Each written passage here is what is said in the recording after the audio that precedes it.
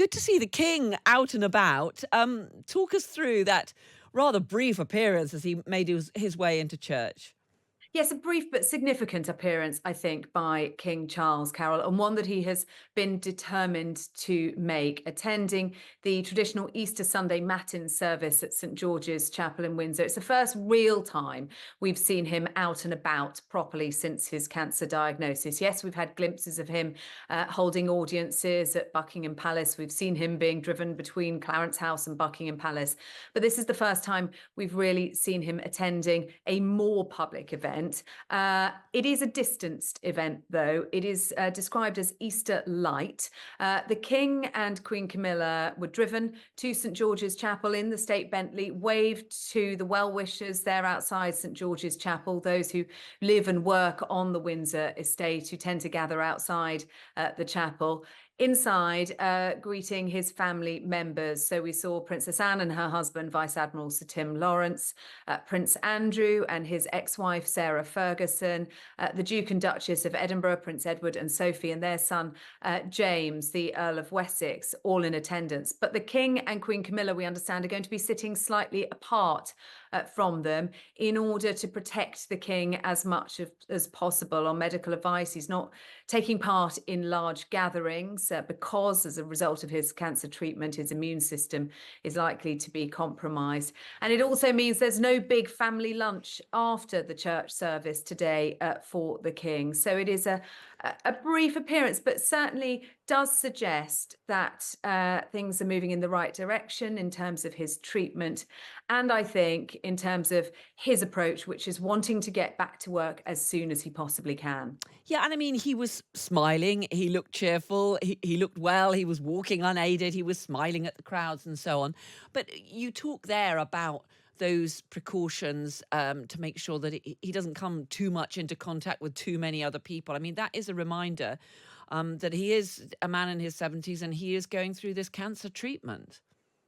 It really is. And post-COVID, I think the family are versed in how they try and distance themselves from other members. You remember the late Queen and the Duke of Edinburgh had HMS Bubble at Windsor Castle, where they really minimise contact. That's deeply frustrating for the King, who wants to be out and about. And it's a very cruel blow so early in his reign. From doing the work that he wishes to be getting on with. Yes, he's carrying on with his constitutional duties. Yes, he's carrying on with those smaller scale meetings within palace walls, but not doing those big events, not getting out to meet members of the public. There was a big crowd of the public gathered outside Windsor Castle, outside of the gates of Windsor Castle today, hoping to catch a glimpse of the King. But we know from his nephew, Peter Phillips, who spoke last week about the frustration that the King is feeling, that he's really pushing his aides to get back to work as quickly as he possibly can. But all of that has to be done on the medical advice. And do we have any indication of the time frame for this, how long it's likely to be before he returns more fully to public life? As you say, he's been carrying out some of those formal duties, looking at the important papers and so on. We've seen a few pictures, but when is he likely to be able to return more fully to those public duties? Well, we don't have any firm date, Carol, and I think they will be reluctant to put one on his return to public duties because it really depends how he responds to the treatment and how he is in himself. But there are certainly plans being put in place for potential events that the King might be able to attend in the summer months. And of course, the summer makes it easier because he's out and about in the fresh air, and that certainly gives him greater protection. So we've got Trooping the Colour, the King's birthday parade in June. That always a big date in the royal calendar. There's also the 80th anniversary of D-Day. And I think, if anything, he will wish to be playing a part in those commemorations. There's Royal Ascot, of course, which we may or may not see him at. It really does depend. And later on in the year, he's due to be taking a tour to Australia and attending the Commonwealth Heads of Government meeting in Samoa. So we'll really, certainly some dates that they are working towards, but nothing put in place actually. It's all penciled, I should say, at the moment, really, rather than firm ink.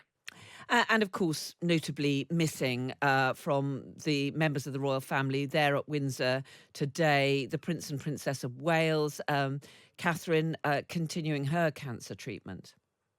Yes, and it was made clear when the Princess of Wales made her announcement about her own cancer diagnosis that she, Prince William, and the children wouldn't be attending this Easter Sunday gathering today at St George's Chapel. They are in Norfolk, spending some family time during these school holidays and maintaining their privacy, something that they had asked for while the Princess of Wales goes through her own treatment as well. So it is a much smaller gathering today. This is a really important date for the royal family, you know, the second most important family gathering after Christmas at Sandringham. Usually would have been a really big affair with a big lunch afterwards at Windsor Castle, but very much depleted in their numbers and also having to change that in order to protect the king as much as possible.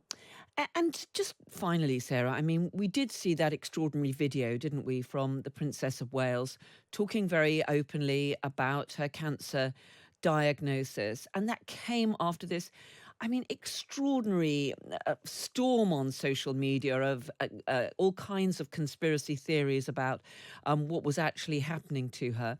It does seem as though that very personal appearance, that very natural comment to camera describing what she was going through, does seem to have at least calmed down some of the wildest theories that have been circulating.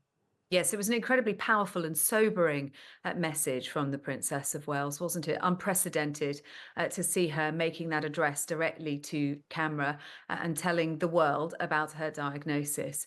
And although she didn't directly reference the conspiracy theorists, there were certainly some very key messages in that statement to try and put to bed any of those wild theories that had been circulating online. And I think it has worked. By and large, they have had their privacy respected. They're spending the time in Norfolk. They're not hiding away. They have been out and about, but they have been respected by the public. We haven't seen any pictures of them anywhere. We haven't seen video of them visiting a farm shop, for example.